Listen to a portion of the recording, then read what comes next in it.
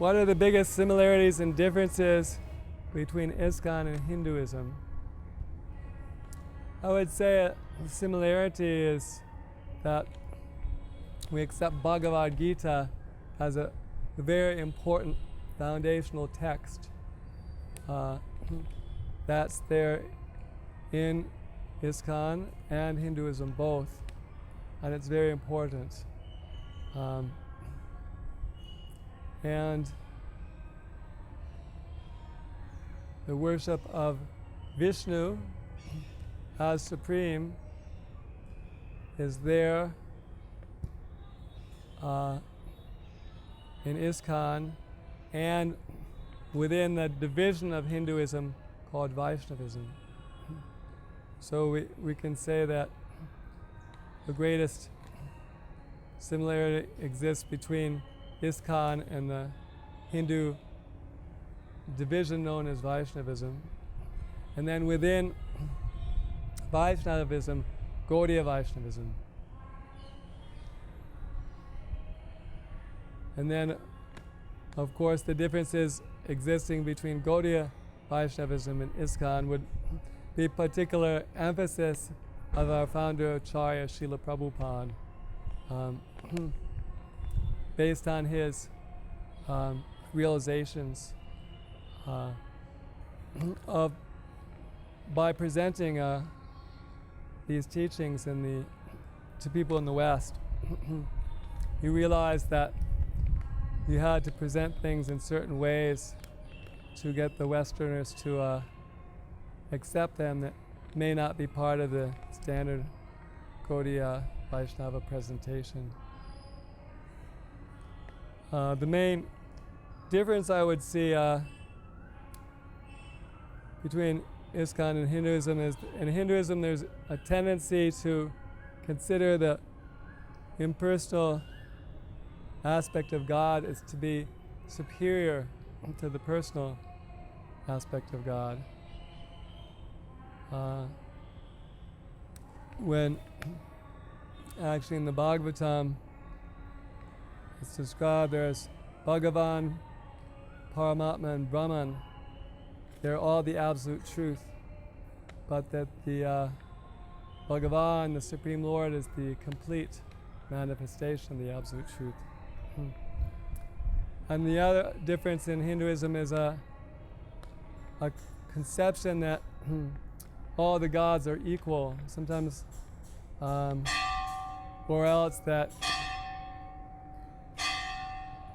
Vishnu or that Shiva or Durga are on the same level as Vishnu.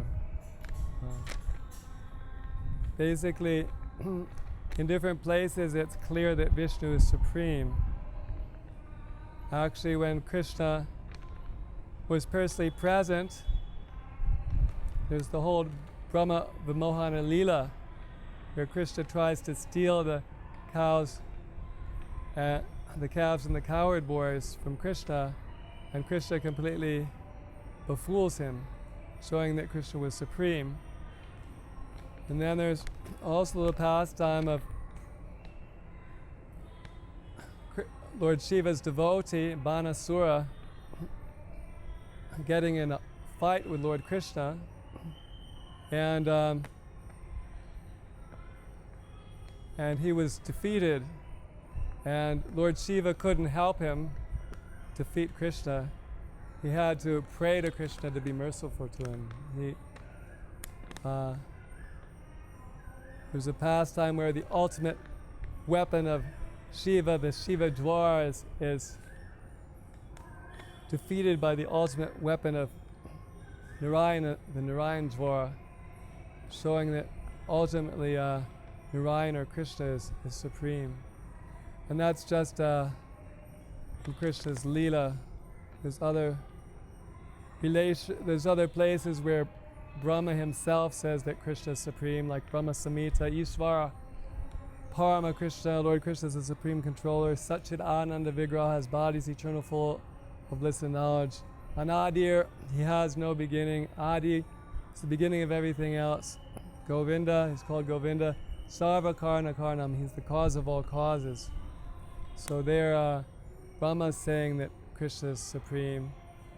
And similarly, there's places, there's a whole chapter in the Bhagavatam, the song sung by Lord Shiva, where there's a whole chapter of verses where Shiva glorifies Vishnu as supreme. So the focus on the supremacy of Krishna over the other deities is not there in some branches of Hinduism, and but it's not really ultimately defensible to say that the other deities are on the same level as Krishna from the point of view of the scripture. So we continue to promote Krishna as being supreme, and we are not disturbed because we know that Krishna will protect us. Hare Krishna.